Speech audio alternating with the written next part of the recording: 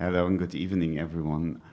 Welcome to the Narcotic City Archive opening event. My name is Stefan Höhne. I'm an urban historian. I work at the Institute for Advanced Studies, KWI in Essen, and I'm part of this wonderful research team that we've assembled here from governing the Narcotic City. And all of us are very happy and delighted tonight because tonight we celebrate the opening of the Narcotic City Archive here in Aquarium, Südblock in Berlin-Kreuzberg. So what is this Narcotic City Archive? It's a digital open access archive that collects and preserves the heritage of substance use and its associated social, cultural, economic issues. So the archive is interested in how drugs are governed, imagined, and lived as part of everyday life, and how they have shaped societies and communities. So furthermore, we are interested in the connection of drugs, politics, and activism, for example, in the context of harm reduction, and also to provide space for other voices. So in aiming to preserve this knowledge, the Narcotic City Archive, it's the very first of its kind. It's still a very small baby, but it will hopefully grow. Just a quick look into the archive. So far we collected a lot of really interesting samples, items from especially European cities since the last 40 years, but also abroad. We have a series of collections from dope magazines in the 1980s to current queer sobriety activism. And we have a lot of stories where you can dive deeper into individual historical events, current artifacts. And we envision in the coming years to gather much more material, contemporary material, historical material, stories from very different groups and from very different individuals. And we really hope you would join us in this process. So we invite you to contribute materials safe and anonymously. We have provided contribution options also online in German, in English, in French, in Danish, and in Dutch. And of course, one last word, these archives are of course not neutral collectors and sorters. They are highly political in the way how and what kind of knowledge these archives gather, how they collect, how they organize. And this archive is not different from that.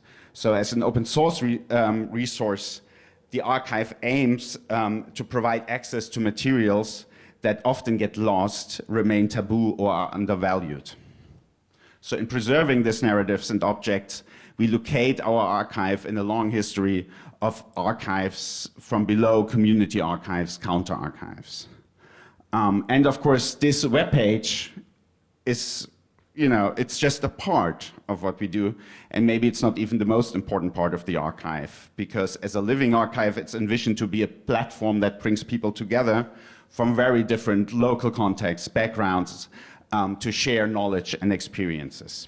And tonight we are very happy that we could invite 7 activists and scholars from all across Europe here to Berlin to share their stories and findings. We will have 2 panels. In the first panel, the first guest we are happy to have is Luise Klaus, a social geographer from Frankfurt, and she will speak about emotional mapping collages by people who use drugs in Munich.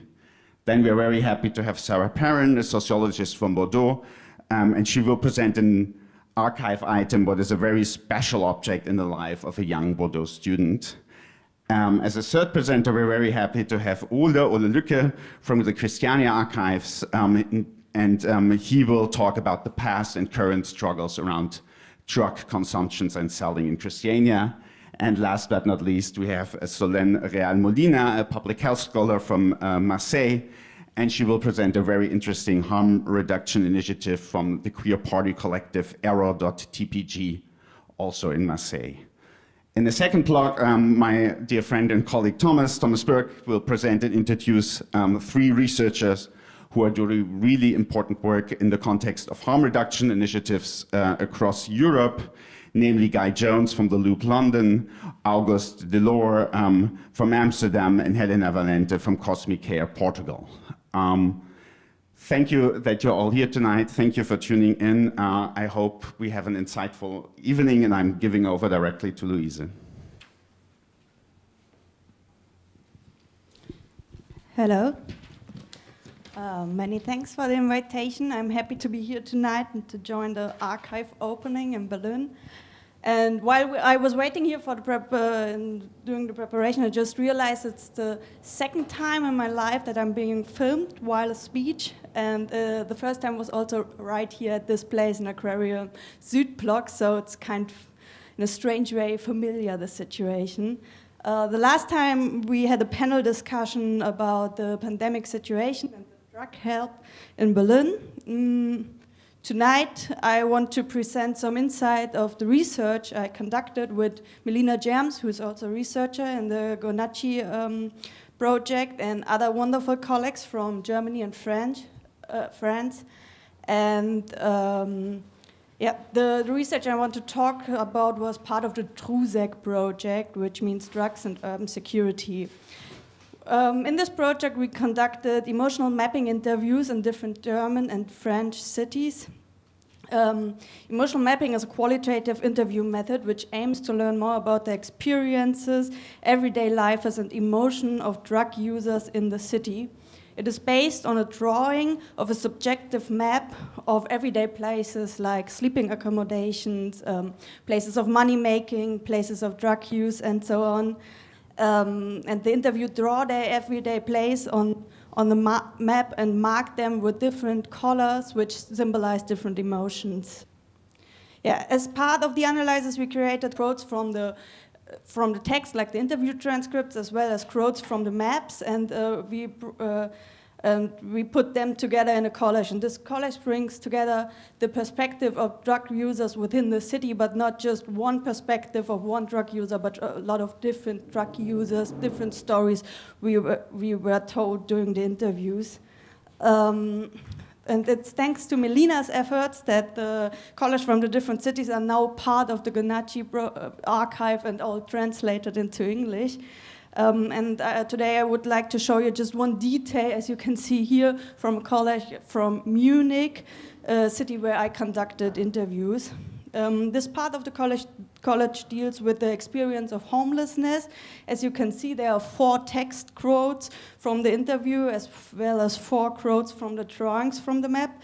And all this material describes how marginalized drug users experience homelessness, sleeping on the streets, sleeping in a night shelter and an emergency shelter.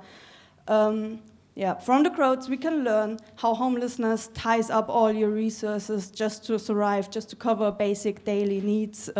As one interview pointed out, and I want to read this quote, "Because when you're on the street, you live from one day to the next. It takes all your strength and all your energy. You have to organize something to eat, something to drink, then tobacco and some kind of drugs. And so you don't even think about moving forward. There's no chance to anyway." I find this a really impressive description of the homelessness life.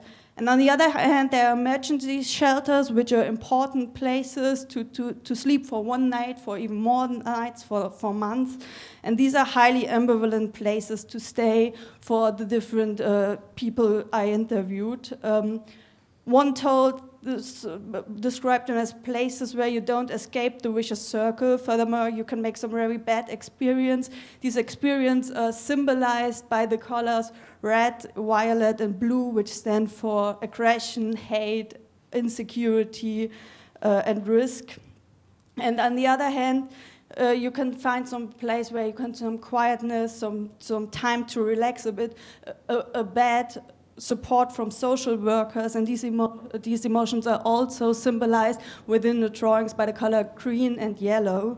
And as you might see or have recognized, also one interview called the emergency shelter a home, which stands there Zuhause in German. Just to have one step further outside, to zoom a little bit outside, this is a picture of the whole college from Munich, which draws attention on further topics such as drug consumption in public places, encounters with the police, everyday life as the drug support facility, and so on. And within the emotional mapping method, we like to contribute to an alternative cartography of the city rooted in critical geography and counter-mapping research, as well as activists' tradition. Instead of quantitative objectifying maps of drugs based on criminal statistic or syringe found, it is our aim to map the drug users' experiences and emotions. And the mapping approach allows us to turn hegemonic middle-class questions of public space and urban security, which is pretty much the title of the project, where visible drug use and homelessness became a threat, into a question of accessibility of public spaces, as well as the accessibility of private spaces, of homes, to healthcare, and to the right to safety, to safe drug consumption. Yeah, that said, I just want to show you where you can find the whole collection and invite you to have a look at the emotional mapping collars. Thank you for the attention.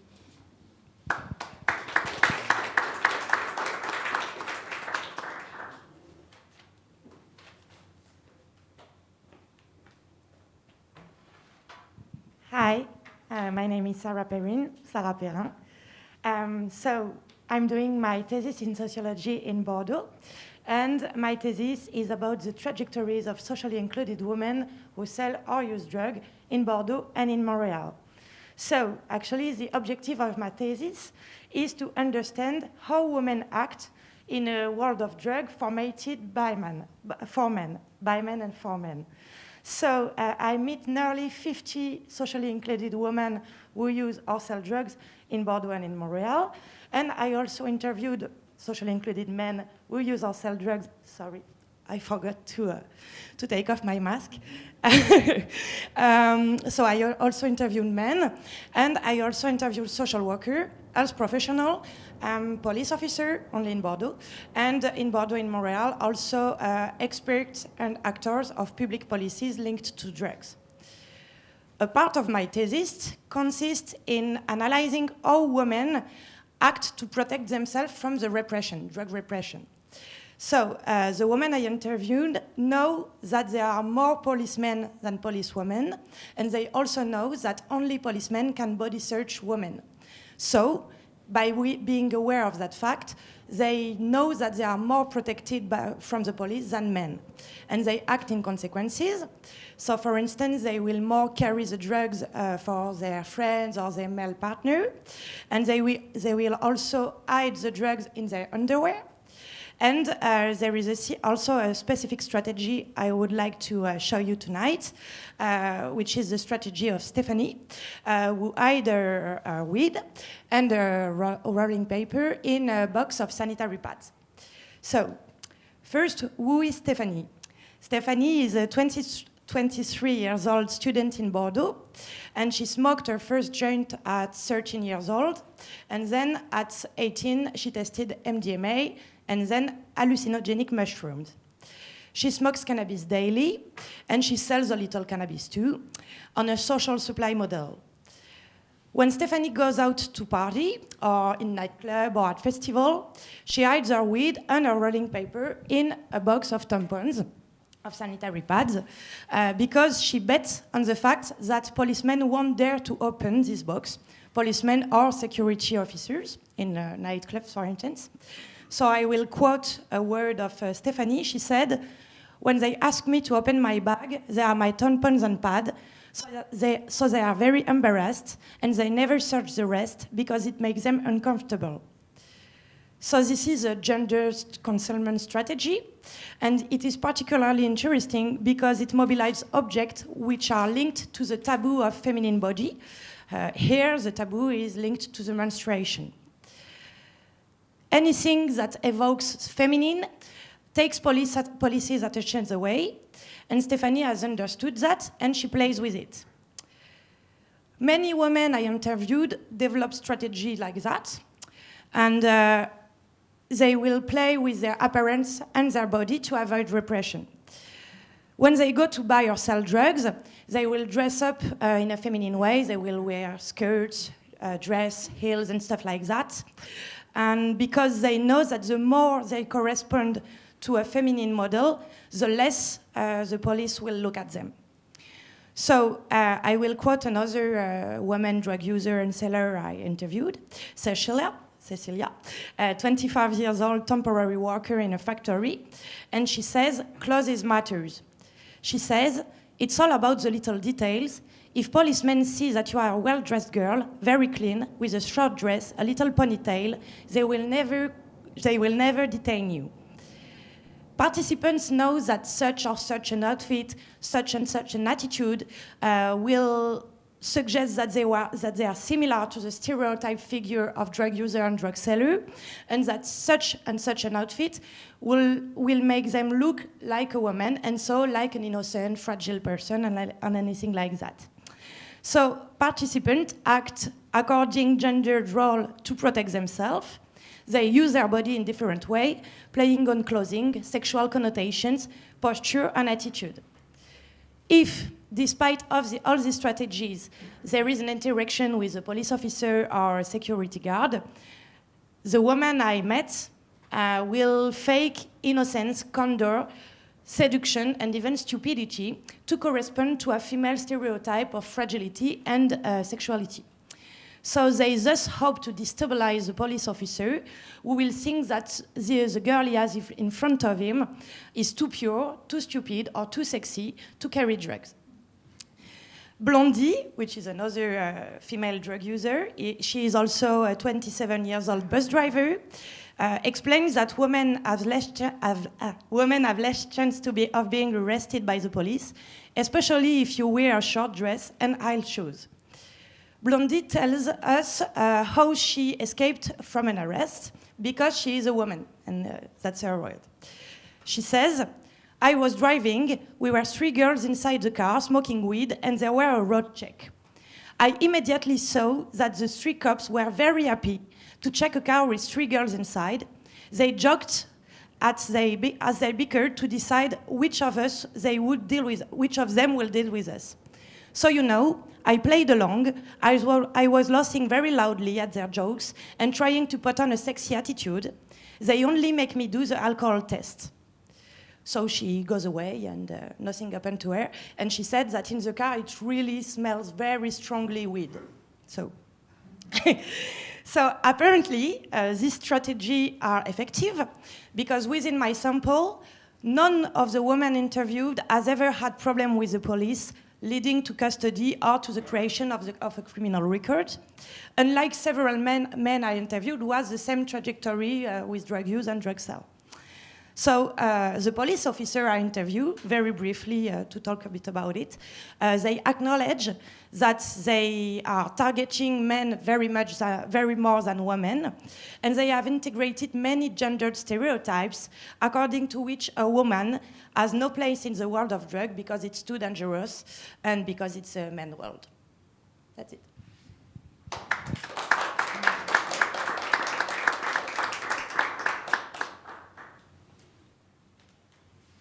So my name is Ole. I come from Christiania in Copenhagen. And I want to tell about my experience in Christiania. Christiania became 50 years last year. And my entry in Christiania was in 1979.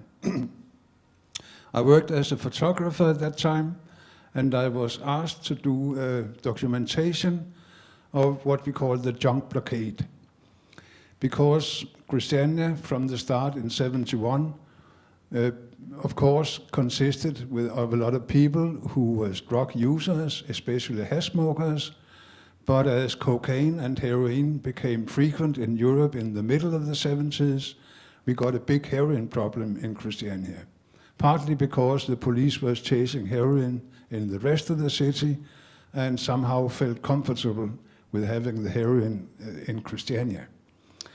So 78, 79, there was in 1 year 10 people who died from heroin use. Out of those, 4 people were Christianized, 6 was people from the outside.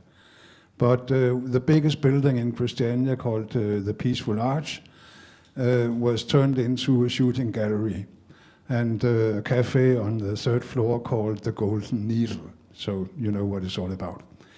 So in order for Christiania to survive, We found it important that we made this distinction between soft drugs and hard drugs. And for us, we allowed alcohol, cannabis, and stuff like heroin, cocaine, amphetamine, speed, whatever, was ruled out in a way that if people were using it in Christiania and selling it, they were thrown out of Christiania. Later on, we were not so harsh. We sent the people to treatment, and if they took that treatment, they could stay in Christiania. So that's one part of it. Christiania has been nearly clear of hard drugs for all those 40 years. Today, we see more and more cocaine, and that has got a reason. Because when we cleared out the hard drugs in the Junk Blockade, we made the perfect market for cannabis. Like in Denmark, you have 43% of the population who have tried cannabis. You have between 8 and 10% of the population regularly smoking. But for all those years, like you have 20,000 maybe heroin addicts, heroin users. So the market for cannabis is much more attractive. So after the cleaning out of the hard drugs, the market became lucrative for the gangs like Bandidos, Hells Angels, in recent years Setudara from Holland, and some other gangs based on immigrants. So for those 40 years after the Junk Blockade, we can see a development that the market has been taken over by more and more organized gangs. And today, it's sure that Christiania is not able to control that market anymore. Now it's the gangs that control it.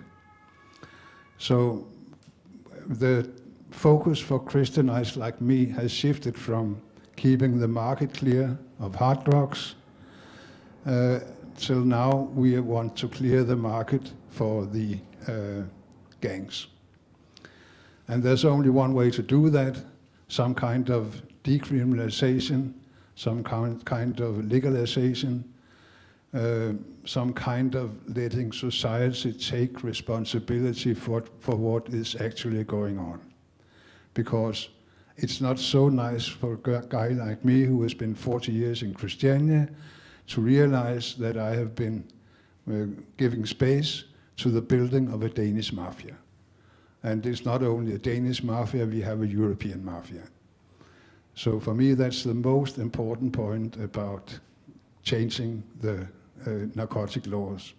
Of course, there's a very strong point also in harm reduction. What I have seen for 40 years has been harm maximizing, meaning that the policy have been, and the police have been the instrument for this policy to make it as hard as possible to be a smoker of cannabis and be a user of any kind of drug. Maybe except cocaine, because that's more based in the middle class and upper class. So I think that's it for me now. Thank you.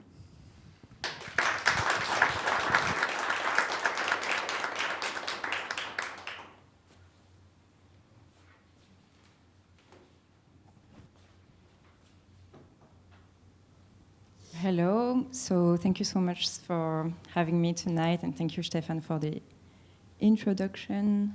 So I'm a PhD student from Marseille. I'm in my first year of PhD, and I'm a political scientist. I research drug use among LGBTQ people and in queer spaces, but I mostly study it from the perspective of urban governance and city-level governing, actually. So that means public policies, health services and organizations, and other interventions that target this audience. So I investigate the content of these policies, but mostly how the various actors involved in this field collaborate or get in conflict, and what are the power relationships at stake, so between drug-related actors, whether it's harm reduction or more institutionalized drug services, LGBTQ rights activists, public health services, or like HIV organizations. And I try to see how they relate to each other and how they co-regulate in many different ways drug use among queer communities. One part of my research also focuses on community level regulation, so self-help groups or more like informal care practices, or even how queer spaces, queer places and events intervene on drugs and choose to allow or develop harm reduction on certain drug uses. So that's why I chose these posters. So they're from a collective from Marseille called Error TPG. So TPG stands for Transpédéguine, which is a translation of queer, one of the translations. So I brought some of these posters are really about harm reduction messages. So yeah, it's translated in English, but very small. So it's like, think of like cutting your ecstasy pill so that you don't get like bad. The second one is like alcohol, drugs, and heat, drink some water. The third one is like protect your nose, change your straw. The fourth one is like not sure of what you got, think of microdosing. And the other ones were more related to broader political messages that the collective was trying to convey, such as this one is like get tested is protecting yourself, or like all queers hate the state. Yeah, these are the same ones. So I wanted to give a little more precise insight of this collective based on a discussion I had with them to try to see what's their relationship to harm reduction and community care. So Error TPG is a queer collective from Marseille. They organize parties by queer people for queer people, and by queer they mean so LGBTQIA people, mostly queer people of color and sex workers. So they said partying to them is political because our queer bodies, music and lifestyles are political, but this needs to be reasserted in queer spaces. So for them, these posters are a way to do that, and they were stuck on the walls during their last party in October. They also posted it on their social media. So their intention was to bring the public, which is queer and non-queer, to discuss many different topics, so queer, trans, and sex work-related issues, issues of criminalization, issues of precariousness, policing, deportations, and any other violence against the marginalized. And the other intention is to create an actual inclusive space in which the more marginalized parts of LGBTQ plus communities feel welcome. So that's why there were also messages on sex work that I don't have here. Yeah, I do. So this one is abolish police, not whores. So the position of the collective is that it's impossible to achieve 100% safe space.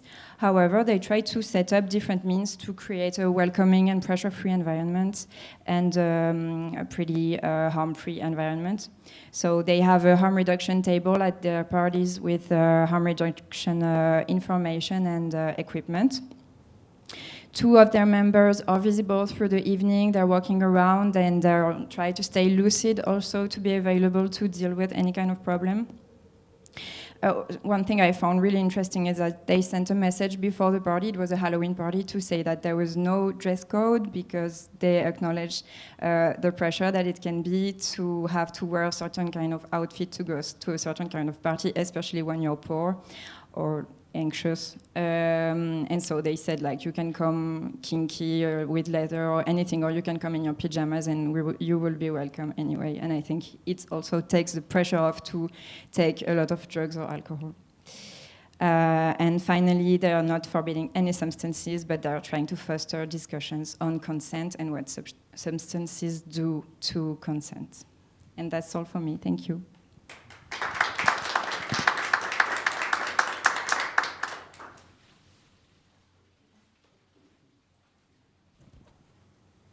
So hello, good evening. Also from my side, my name is Thomas Bürk. I'm now moderating the second part of our panel. And I'm also part of the Narcotic City project. We are very glad to welcome tonight also people from the drug checking activist world. And we will make a little bit more like a Q&A session. So we ask people about their backgrounds, why they are motivated to do drug checking, and about their stories and histories of their institutions and kind of initiatives. First, some words on drug checking. So what is meant by that? Drug checking and drug testing, as you can name it, has a long time story. It was more or less invented in the 90s in Switzerland, but also in Berlin, and then it was rapidly forbidden again. And it means exactly checking substances about their compositions and if it's safe or more or less safe to take these substances, which meant mostly cannabis products on the one hand, and although MDMA, ecstasy, whatever, more chemical pills. But this is all the kind of issue and the content of a more intense workshop tomorrow. It's our internal workshop about international perspective on drug checking, but we also thought it might be a nice idea to open up this archive also with perspectives from people who are doing drug checking, are active in drug checking initiatives since the last years. And so I welcome Guy Jones from London. He will first give us some kind of a short introduction and short hello, and what are you doing, and what is the Loop in London, and how come that you work there? So my name is Guy Jones, and I am a senior chemist at The Loop and the director of the company Reagent Tests UK. The Loop is a drug checking organisation that operates in the UK. Until now, we have mostly been operating at music festivals and events, but also with some pop-up drug checking services in cities. We were starting in 2014 and have gradually scaled up our operations, taking a lot of lessons from other organizations around Europe who have been doing it for much longer, but bringing something new in terms of technology to the field, as we were the first to use infrared spectroscopy in an attempt to speed up the analysis to make our operation at music festivals very efficient to serve as many people as possible. And yes.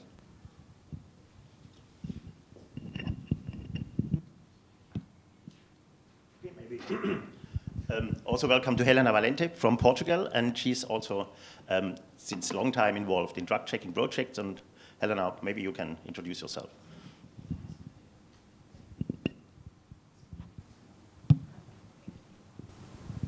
Hi, good afternoon. Well, thank you, Thomas and Stefan, for the invitation and for the opportunity to be here. So my name is Helena, and I come from Portugal, and I've been working with people that use drugs since, I think, 2004. That's when I first came across the concept of harm reduction and harm reduction interventions. And at the time, it was really mind-blowing for me.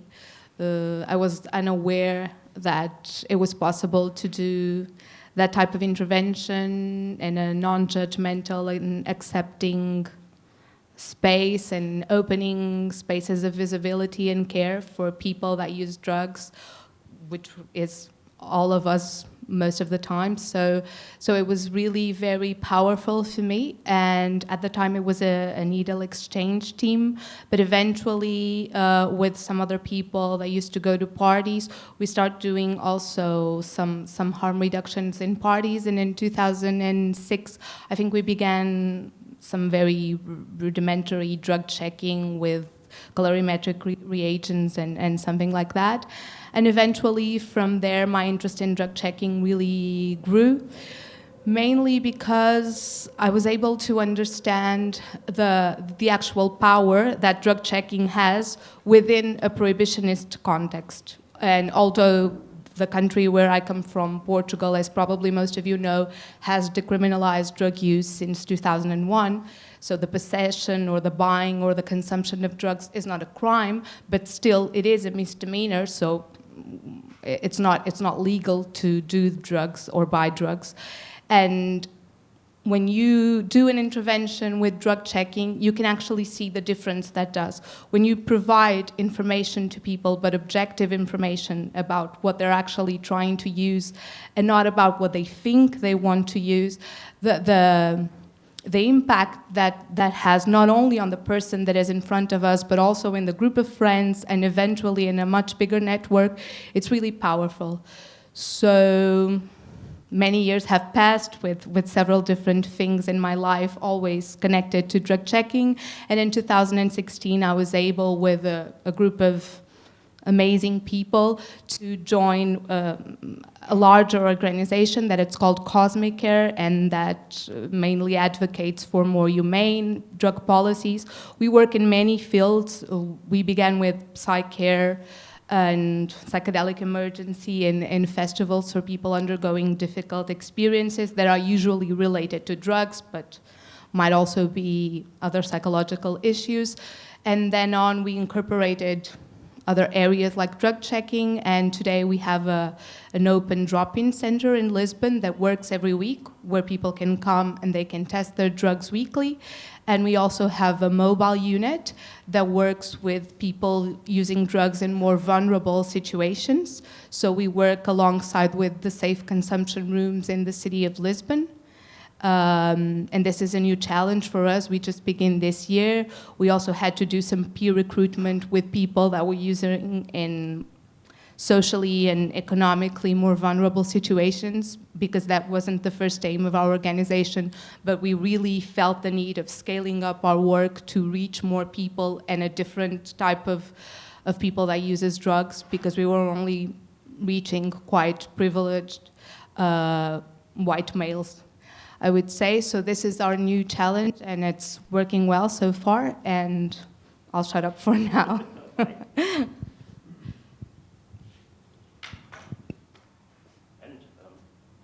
Third, August Loor from Amsterdam. He is really an old activist, not old in age, but old in experience, and also a very warm welcome to August.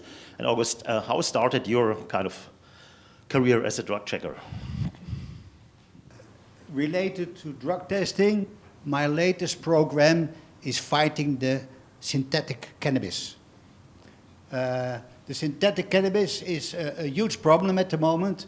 The CBD tops and bed produced marijuana, they spread it with synthetic cannabis like Pinaca or others. And in Holland we start a campaign to fighting it.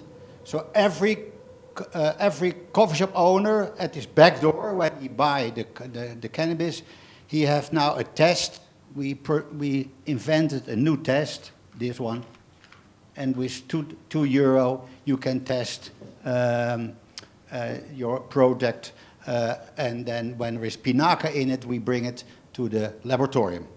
And in the meantime, we have found more other synthetic cannabinoid in it, because of the COVID, the price of the marijuana for smoking is really high, and from Morocco the smuggling is really terrible. So the producers of synthetic cannabis, they are in shape at the moment, and we have to fight them with this drug testing. My drug testing career started in the 70s, when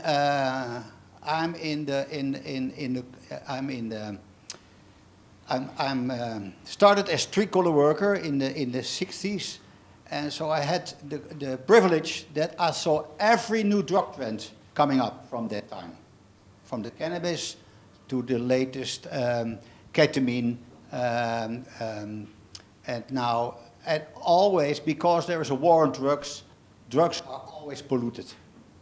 So I don't understand that the only way to reach the user is by testing. Because when you can answer his main question, what did I bought? And what's in it?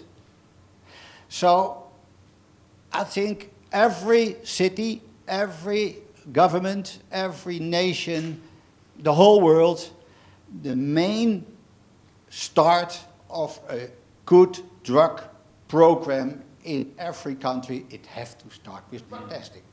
With drug testing, you have direct contact with the person. And it gives you all the information, what's on the market, the pollution. You can use the guy or the woman who bring in the drugs. You can use them as a peer for spreading out the word. Every Friday we bring the test results to the ambulances, especially for the party drugs in the weekend. So we inform also the ambulances. So to all sides, for a good harm reduction drug program, the drug testing is the spill, is the center of everything.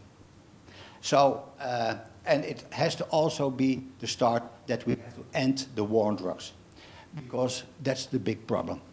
The war on drugs makes these problems always, and I travel around the world to fight the war on drugs, and it's a pity I have to fight the war on drugs in Holland too, because Holland was the last 50 years the head in no projects, harm reduction. I invented many of them, like the exchange program, Safe House campaign, but in Holland it changed in a bad condition. So also in Holland we have a war on drugs now, so there's a lot to do.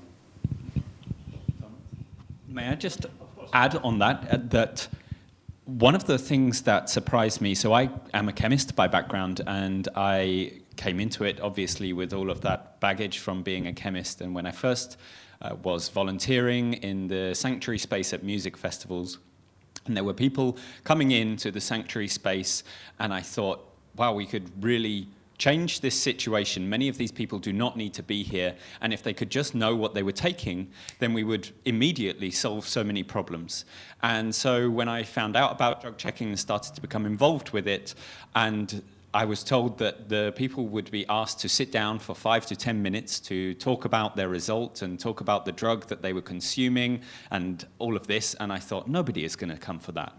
Nobody is going to come for a lecture about drugs. Nobody is going to even use this service if we make them do that. And I was so wrong, because you're completely right that drug checking is so much more than just this is what is in your drugs. It is a massively important engagement tool that really you are just doing a trade. You are telling them the piece of information that they want, and they think maybe that is the only piece of information they want, but you are trading it for their attention, and you are using that opportunity to explain to them the risks of the compound that it turns out that they have, whether that's the same as what they have, but you can also talk to them about any medications they take, any other drugs they are planning to consume, any interactions that could have, and you can make it about so much more than just this is your test result. It's really an opportunity for a significant health intervention. So I think it's really important to highlight that. But drug testing is, we will talk tomorrow for hours. Yes. You see, but drug testing is much more. Yes. You see, at the moment it's really in whole Europe they're testing the toilet water. You see, in what kind of city the kind wastewater of drugs. Analysis. Yeah. That's bullshit. That's bullshit. Millions of euros goes into that kind of survey. With drug testing, you know what kind of drugs are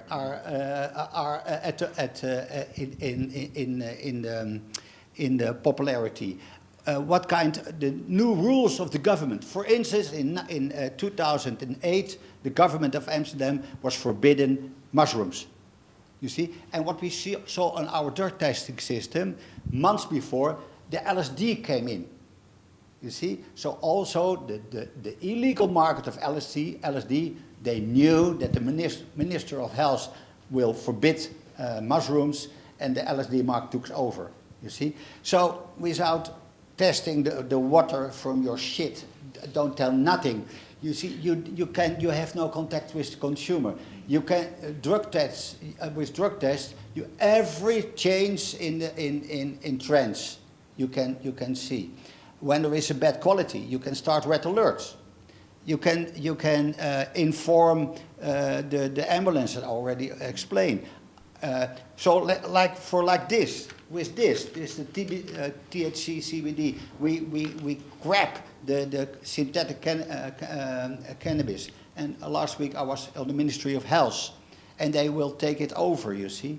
And then on that moment you can say, this we need because you don't legalize cannabis. But August and Helena and Guy as well, but this is a bizarre thing. As you said, every drug is polluted, no? And we live in a capitalist consumerist society where everything is checked. Like if you, I would say every food is polluted as well, but then you have the checking of the whatever the substances which are in it, or the organic food, you have the labeling stuff. The testing industry is quite big, no? When it comes to food, when it comes to consumer products, the whole kind of consumerism is perfectly checked, and we live in a time now we check every day our corona, viruses and so on. So checking on the one hand is not a new invention, it's not a kind of a secret procedure, so there's a lot of industry around it, but not in these special substances. And it sounds like a stupid question to say, why is that not going on, or why is it still highly illegal, or in many cases even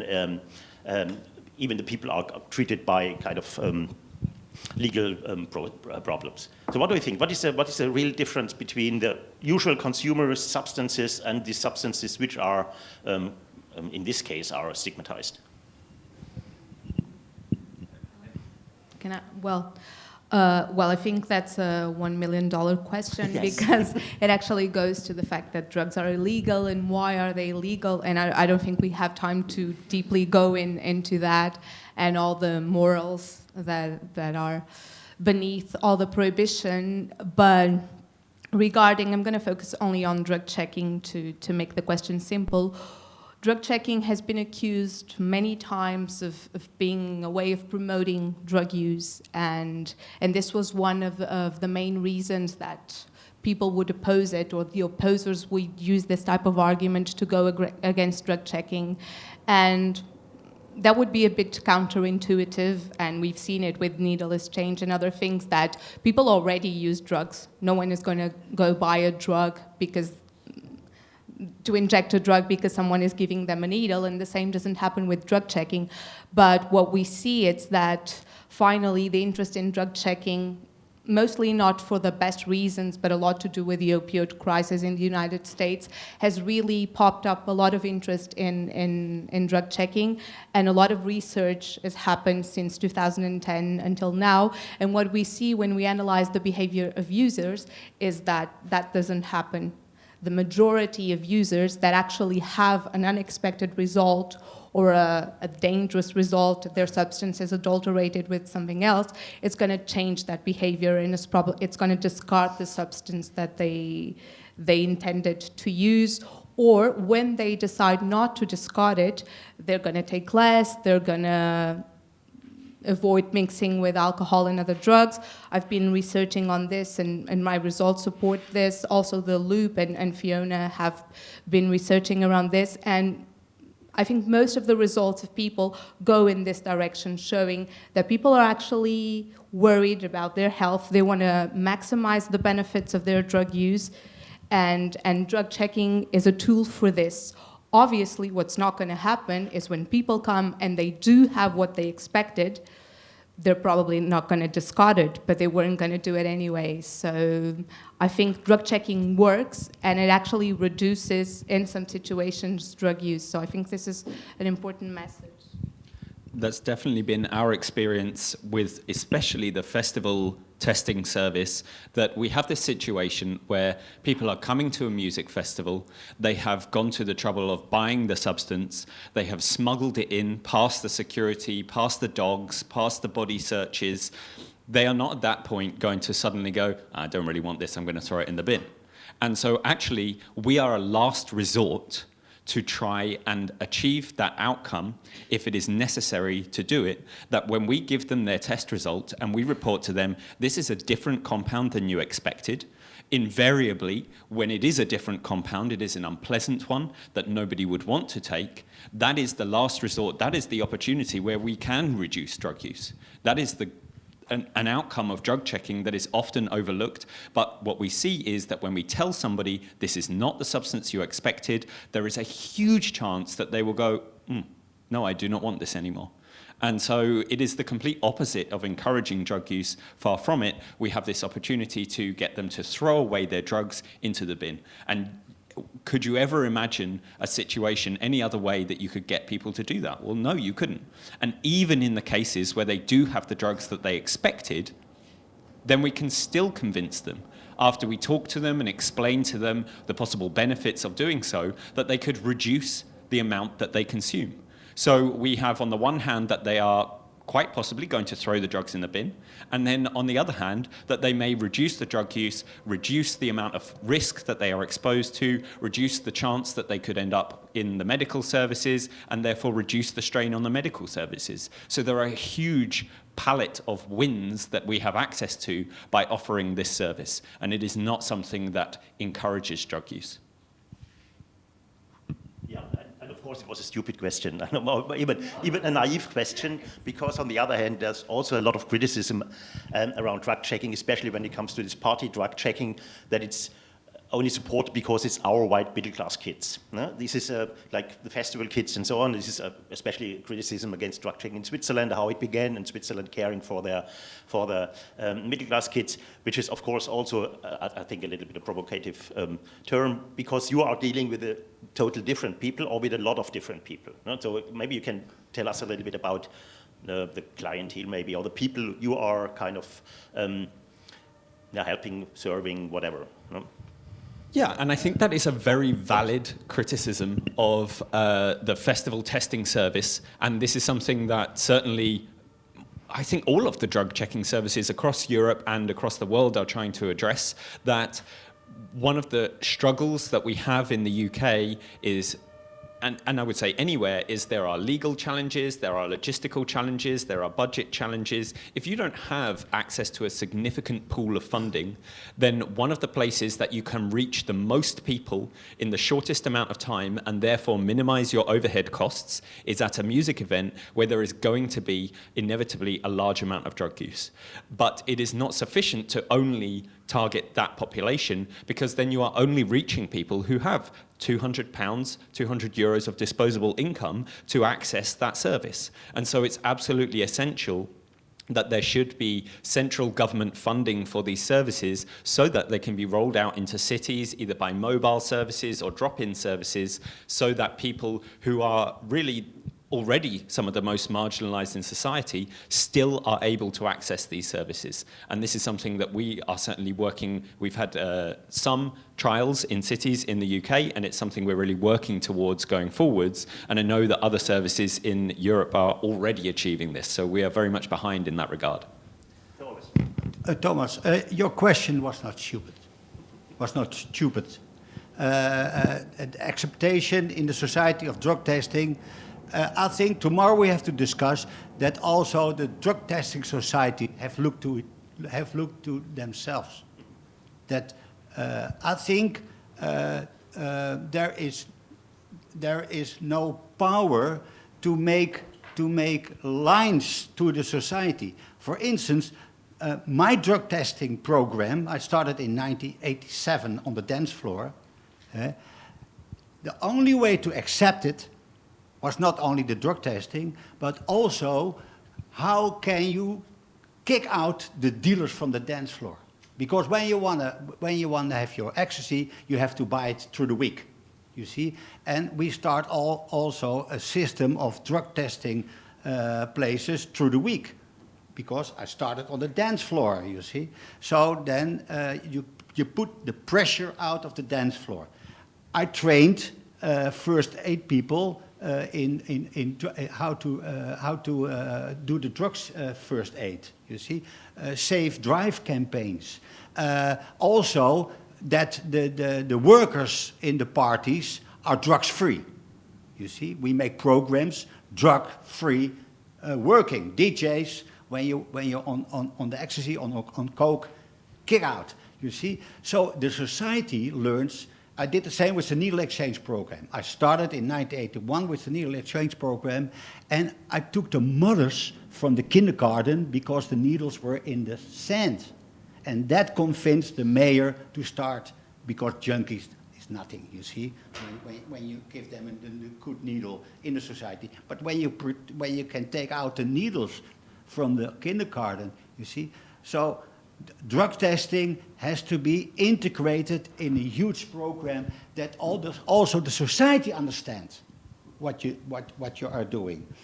For instance, in 2014, we had the white heroin problem in Amsterdam, you see.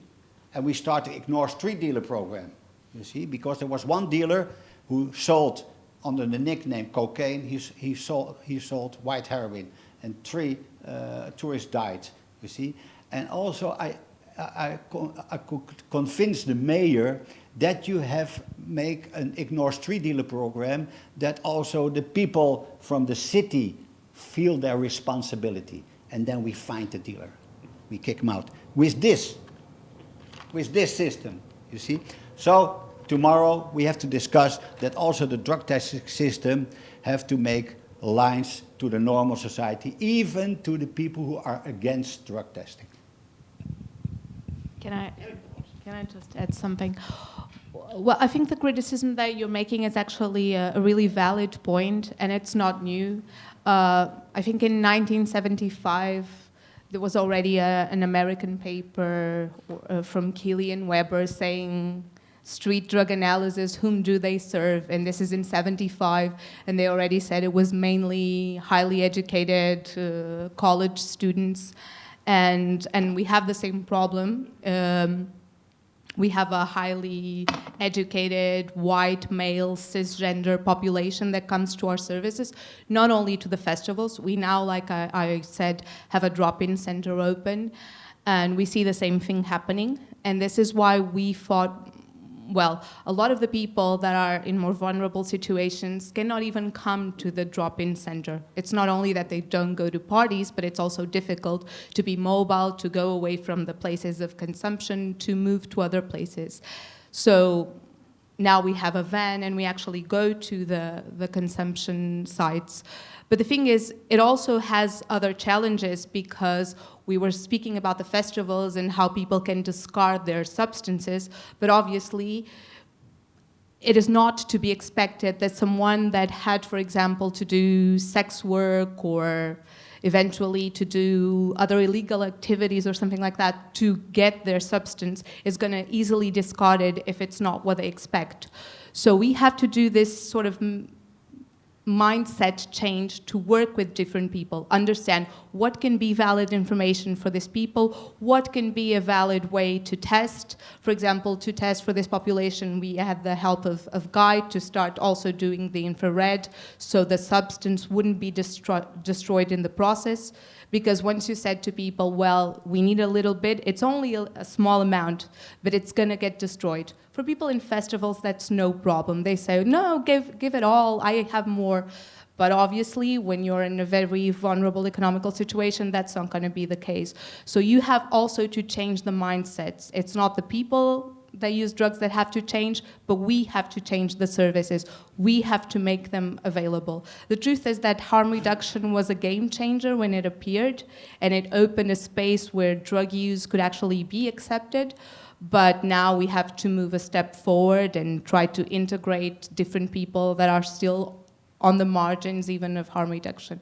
And drug checking started, I think, with an easier public, because this is where you can see the change happening.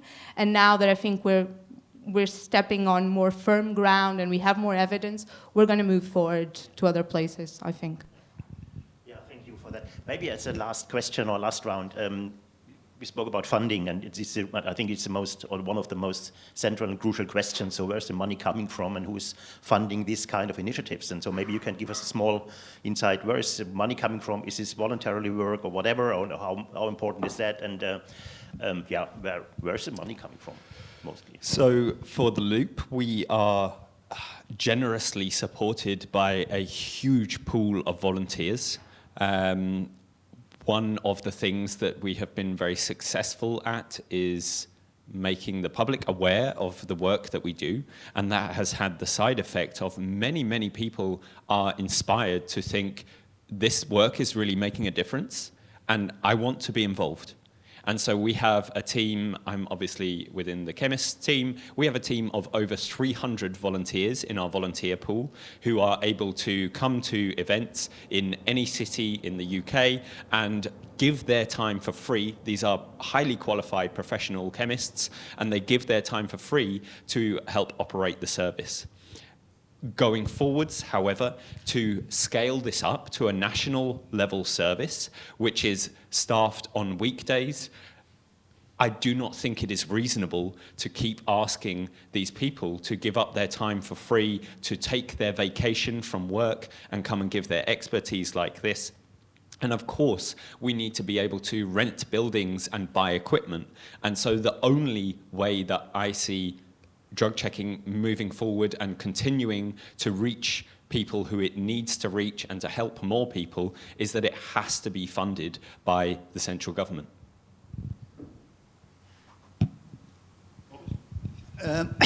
The Safe House campaign, testing on the dance floor with the whole program around it, the drugs here. It was paid by the party organizers. It was paid by the city where the party was in, and the biggest party was 120,000 people in Rotterdam. So the mayor of Rotterdam paid, and the Ministry of Health. But this campaign, the last campaign, the synthetic cannabis, fighting the synthetic cannabis, is paid by the Union of Coffee Shop Owners, because they don't want to do this bullshit for their visitors. And secondly, it's also paid by the organization for cannabis smokers. So they pay this campaign for 2 years already. So it depends. It depends what kind of drug testing system where you're focusing on. So, for instance, the white heroin campaign was paid by the city of Amsterdam, a lot of money. There was poisoning heroin in the 80s, and it was paid by the Suriname Society, because when you shoot the heroin, no problem, but when you're smoking it, you died. So especially the black people were dying in 4 weeks. More than 26 persons died. So it was my most terrible period in my work. And but when you do your job, the money is there. We're also mainly public funded. Well, our drop-in center and the drug checking service is funded by the General Directorate for Drugs and Drug Addiction in Portugal, which is part of the Ministry of Health, and also from the Lisbon municipality. It's paid by both. Then the mobile unit we were able to buy with the support of the Open Society Foundation. And we also have a support for some technicians, which is already from this plan of resilience and support. It's due to the COVID-19. I'm not sure how is it called here, but yes, mainly we have different funders, but it's all mainly public money. Yeah, thank you for that. But of course, this is in the end, talking about money is not a really good end, and it's as well. It's the beginning of a debate tomorrow, and I think it's also the beginning of a debate in hopefully maybe not the whole society, but in Berlin it has started since 25, 30 years that the debate is on, and it's still not happening a lot in this case, but we are looking forward that there will be happening something, because it's introduced since years that there will be some major steps in this direction. We are observing that critically, and I'm really glad that we have the opportunity tomorrow to talk a little bit more deeper, and for the audience and whatever people listening to this archive opening, take the opportunity to have a look to the archive on the one hand, and we of course stay critical to everything which is presented there and which is especially presented in the whole discourse on drug and substances consumption. And we heard a lot of really clear statements against the war on drugs. On the one hand, the need to legalize and especially decriminalize substance use in every single way. And I would say enough for today, enough for tonight. And we would say good night. And thanks to everybody for being here and for listening or whatever. Watching us in the Zoom thing. August? Thomas, money is not a good way to stop. I know, yeah. But to give a present, of course, is August, a good way to stop. So I give Narcotic City the present. The first EZ test in 1994. That also in the smart shop. Everyone could buy the ecstasy test for checking out. It's not laboratorium level, but it gives you information. And this is the latest one, the THC to fight the synthetic cannabis. With this test, we did already 25 different kind of synthetic cannabis to the laboratorium. It works perfect. And this present is when in 1969 in Holland started the fighting against ecstasy on an American-based way. The DEA came to Holland and started a unit synthetic drug fighting the ecstasy. And what happens from the moment the special unit started fighting ecstasy, laboratorium, the pollution of the ecstasy market was huge. And this is one of the flyers from 1997 when even atropine was into the ecstasy. More than 1, 2, 3, 4, 5, 12 different kind of ecstasy. And I brought it to the Prime Minister and I said, thank to him. Thank you, when you started the unit synthetic drugs to fight the ecstasy, the pollution of the market is now general, and this is the biggest problem. This was the red alert. More than 250,000 flyers we had to spread out in that 1997. And obviously you're so right.